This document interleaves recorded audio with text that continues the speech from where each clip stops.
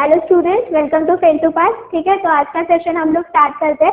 जैसे कि इस चैनल के पहले के 2 वीडियोस में आपने देखा था, क्या देखा था कि हम आपको इम्पोर्टेंट बोर्ड क्वेश्चंस प्रोवाइड करेंगे। ठीक है, तो ये सेशन उसके रिगार्डिंग ही है कि इम्पोर्टेंट बोर्ड क्वेश्चंस हम लोग देखते हैं। तो अगर हम लोग बोर्ड्स की बात करें, 10th स्टैंडर्ड के बोर्ड्स की, तो बहुत टाइप के क्वेश्चन आते हैं, जैसे कि MCQs, ऑब्जेक्टिव्स, फिर साइंटिफिक रीजनिंग।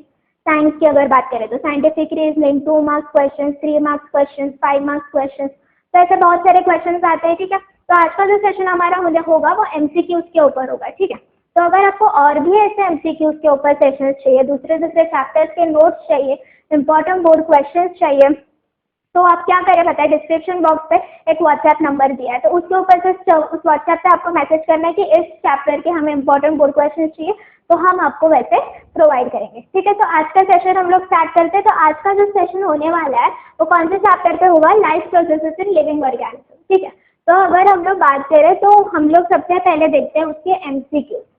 ठीक है, MCQ से स्टार्ट करते हैं, इसके बाद हम और भी लेके आएंगे, 2 मार्क्स क्वेश्चन भी देंगे, 3 मार्क्स क्वेश्चन भी देंगे। बस आपको डिस्क्रिप्शन में जो व्हाट्सएप नंबर दिया है उस पर आपको मैसेज करना है।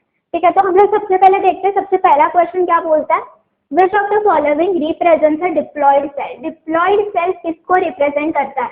अगर हम लोग डिप्लॉयड सेल की बात करें ना, हैप्लॉयड सेल कैसे होता है? Haploid cell n number of chromosomes उसमें होते हैं।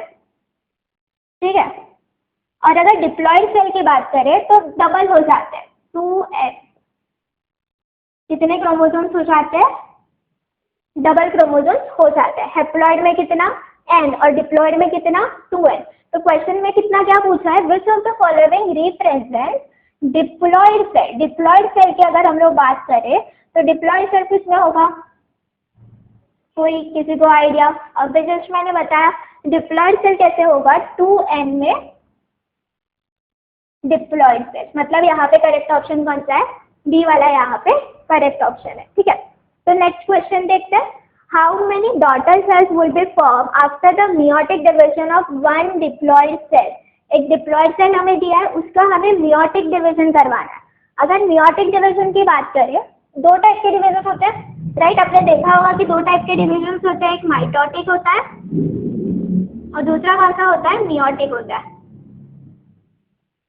2 टाइप के डिवीजन होते हैं। तो अगर माइटोटिक डिवीजन की हम लोग बात करें तो एक जो सेल है वो 2 डॉटर सेल्स में डिवाइड होता है। पर अगर मियोटिक की हम लोग बात करें तो एक डॉटर सेल, एक जो सेकेंड, एक डॉटर सेल सॉरी एक सेल पहले 2 में डिवाइड होगा, फिर ये सेल्स वापस 2 में डिवाइड होंगे। ये होता है मियोसिस। मियोसिस 2 बार होता है, पहले एक बार 2 डॉटर सेल्स देता है, फिर वापस मियोसिस होकर हमें कितने डॉटर सेल्स मिलते हैं? 4। तो एक डिप्लॉयड सेल हमें कितने डॉटर सेल्स देता है? अगर आप यहाँ पे ऑप्शन देखो तो कितने हमें डॉटर सेल्स मिल रहा है? क्वेश्चन में वही पूछा है ना, how many daughter cells would be form after meiotic division of one diploid cell. एक ही डिप्लॉयड सेल का हम लोग मियोटिक डिवीजन करवा रहे हैं। मियोटिक डिवीजन में 2 बार मियोसिस होता है, मियोसिस 1 और मियोसिस 2। तो कितने हमें मिलेंगे डॉटर सेल्स? 4 daughter cells. अगर माइटोटिक डिवीजन होता है तो कितने डॉटर सेल्स मिलते हैं? 2। मियोटिक डिवीजन है इसलिए कितने मिल रहे हैं? 4 डॉटर सेल्स। ठीक है, नेक्स्ट क्वेश्चन देखते हैं, spindle fibres attach to which part of the chromosome. कौन से पार्ट पे अटैच्ड होता है हमारा स्पिंडल फाइबर?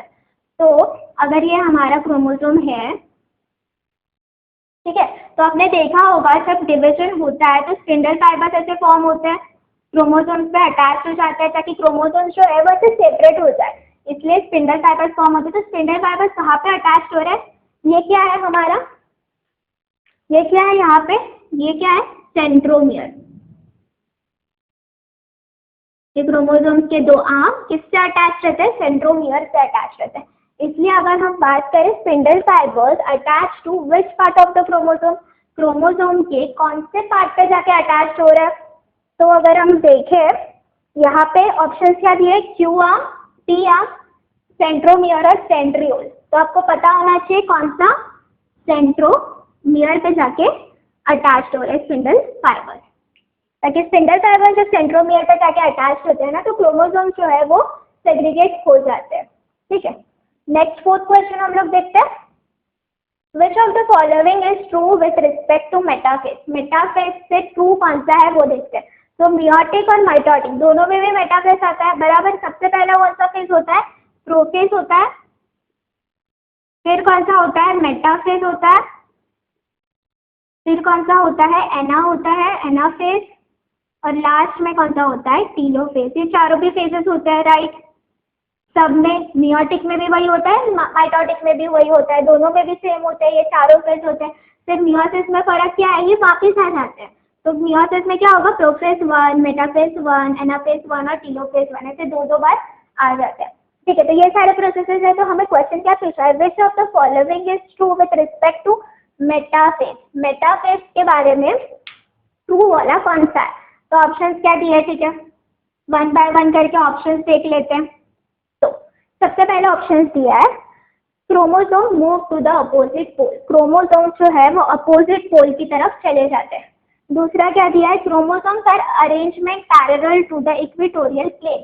इक्वेटोरियल प्लेन पे क्रोमोसोम्स आ जाते हैं। तीसरा दिया है, क्रॉसिंग ओवर हो जाता है होमोलोगस क्रोमोसोम्स के बीच में।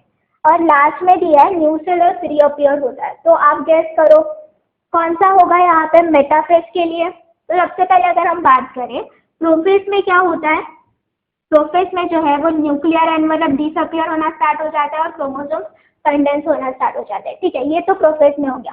फिर मेटाफेज में क्या होता है ना, क्रोमोसोम्स जो है वो इक्वेटोरियल प्लेन पे ऐसे आ जाते हैं, सेंट्रोमियर स्पिंडल फाइबर्स अटैच हो जाते हैं। ठीक है, तो ये कहाँ पे होता है, मेटाफेज। मेटाफेज में क्या हुआ कि जो क्रोमोसोम्स है वो इक्वेटोरियल पे आ गए। इक्वेटोरियल मतलब क्या है, इसे बीच में आ गए, इक्वेटर पे आ गए। ठीक है, इक्वेटर पे आ जाते हैं, स्पिंडल फाइबर्स जो अटैच होते हैं। फिर क्या होता है, फिर ये सेग्रीगेट होते हैं, फिर अपोजिट पोल्स में जाते हैं। तो opposite poles anaphase, opposite poles पे जब क्रोमोसोम्स से जाते हैं तो वो कौन से फेज में जाते हैं, एनाफेज में। तो सबसे पहला मेटाफेज आता है, मेटाफेज बराबर, इक्वेटर पे आ गए। फिर क्या दिखा है, crossing over between the homologous chromosomes. Homologous chromosomes के बीच में क्रॉसिंग ओवर हो रहा है, वो कहाँ पे होता है, एनाफेज में होता है।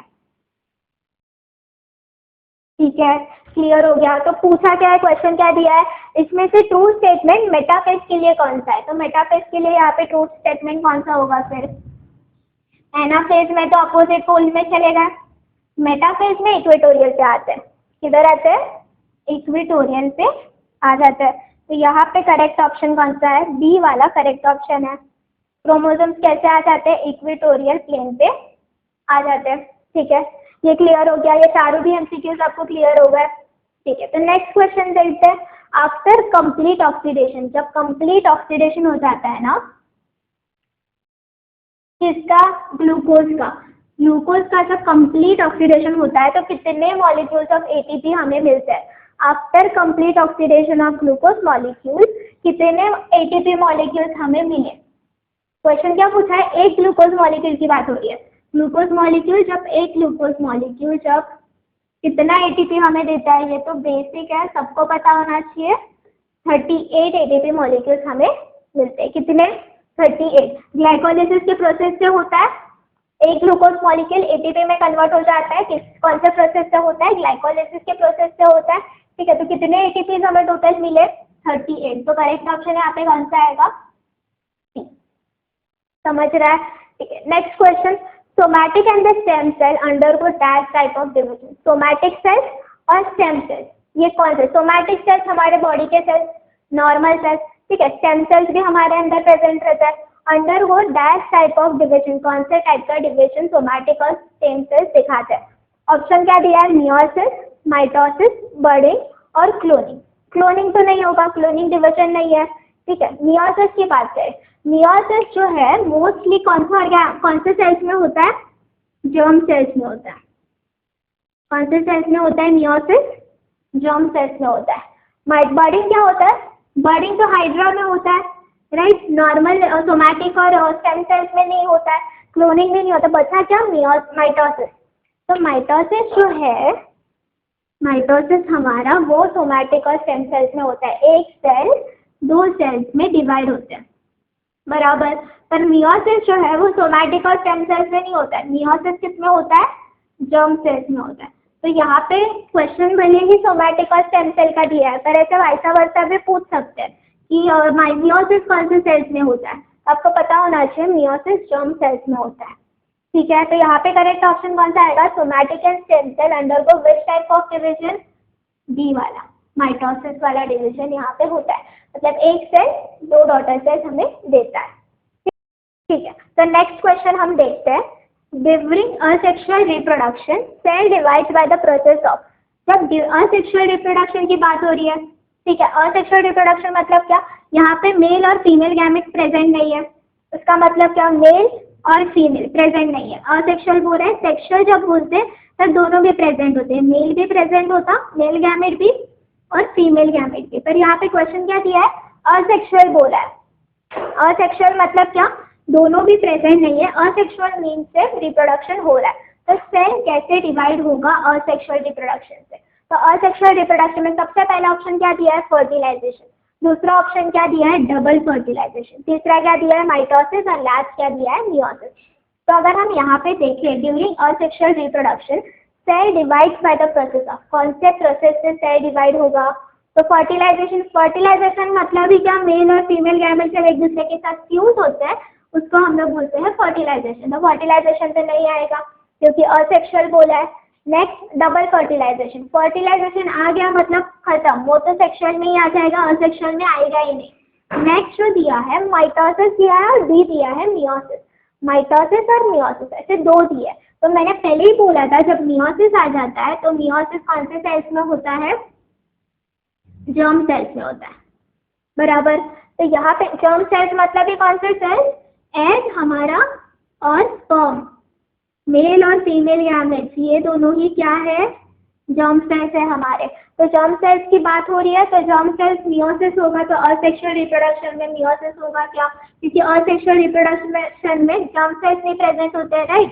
तो यहाँ पे अगर हम देखें तो करेक्ट ऑप्शन कौन सा होगा, माइटोसिस, क्योंकि एक सेल दो डॉटर सेल्स हमें दे रहा है। माइटोसिस का मतलब भी क्या है, एक डिप्लॉयड सेल दो डॉटर सेल्स हमें देता है, ठीक है। तो उसको हम लोग क्या बोलते हैं, माइटोसिस, राइट, ठीक है। तो यहाँ पे सी ऑप्शन करेक्ट है। नेक्स्ट क्वेश्चन देखते हैं, implantation of the embryo occurs in. Embryo का इम्प्लांटेशन कहाँ पे अकर होता है। अभी एम्ब्रियो की बात करें, सबसे पहले समझ लेते हैं एम्ब्रियो क्या है। तो जब मेल और फीमेल गैमेट फ्यूज होने के बाद हमें सबसे पहले क्या मिलता है, जाइगोट। जाइगोट ही फर्दर डेवलप होने के बाद हमें क्या देता है, एम्ब्रियो देता है। तो एम्ब्रियो की अगर हम लोग बात करें तो एम्ब्रियो का इम्प्लांटेशन कहाँ पे होता है, तो एम्ब्रियो का जो इम्प्लांटेशन है वो यूट्रस में होता है। कहाँ पे होता है, यूट्रस में। यहाँ पे करेक्ट ऑप्शन कौन सा आएगा, सी आएगा, यूट्रस में होता है, ओवरीज में नहीं होता है। ओवरीज सिर्फ एग रिलीज करने का काम करती है, वजाइना में तो नहीं होता है और ओविडक्ट में भी नहीं होता है। कहाँ पे होता है, यूट्रस में इम्प्लांटेशन होता है। लास्ट क्वेश्चन अगर हम लोग देखें, process of glycolysis occur. Glycolysis की बात हो रही है, किसकी, ग्लाइकोलाइसिस। तो ग्लाइकोलाइसिस आपको पता होगा, ग्लाइकोलाइसिस मतलब ही क्या, एक ग्लूकोज मॉलिक्यूल जो है वो पायरुविक एसिड में कन्वर्ट होता है। किस में कन्वर्ट होता है, पायरुविक एसिड। ग्लूकोज कितने कार्बन का है, 6 कार्बन का, 3 कार्बन में कन्वर्ट हो जाता है। तो जब process of glycolysis occurs in dash, glucose से पायरुविक एसिड बन रहा है, 6 कार्बन से 3 कार्बन बन रहा है, इसको हम लोग क्या बोलेंगे, ग्लाइकोलाइसिस बोलेंगे। तो कौन से स्टेप कहाँ पे होता है, सेल के कौन से पार्ट में होता है, ये पूछा है। माइटोकॉन्ड्रिया दिया है, गोल्गी कॉम्प्लेक्स दिया है, साइटोप्लाज्म दिया है और क्लोरोप्लास्ट दिया है, ठीक है। तो यहाँ पे अगर हम देखें करेक्ट ऑप्शन की, तो करेक्ट ऑप्शन कौन सा आएगा, जो ग्लाइकोलाइसिस है हमारा वो होता है साइटोप्लाज्म में। कहाँ पे होता है, साइटोप्लाज्म में, ठीक है। तो सारे एमसीक्यूज आपको क्लियर हो गए, हमने टोटल 9 एमसीक्यूज यहाँ पे देखे, ठीक है। जस्ट 1 सेकेंड के लिए मैं साइड में हो जाती हूँ, आप एक काम करो, स्क्रीनशॉट ले लो, यहाँ पे नोट कर लो, ठीक है।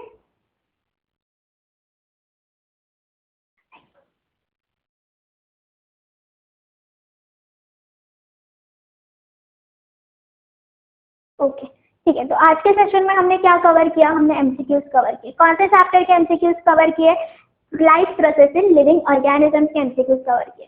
तो ऐसे और भी एमसीक्यूज वाले सेशन, शॉर्ट नोट वाले session, 2 marks question, 3 marks question हम लोग आपके लिए लेके आएंगे। तो अगर आपको और भी ज़्यादा इसके रिलेटेड आपको इम्पोर्टेंट बोर्ड क्वेश्चन चाहिए तो डिस्क्रिप्शन में जो व्हाट्सएप नंबर दिया है उस पर आप लोग मैसेज कर दो, हम आपको सारे इंपॉर्टेंट बोर्ड क्वेश्चन प्रोवाइड कर देंगे। ठीक है, थैंक यू।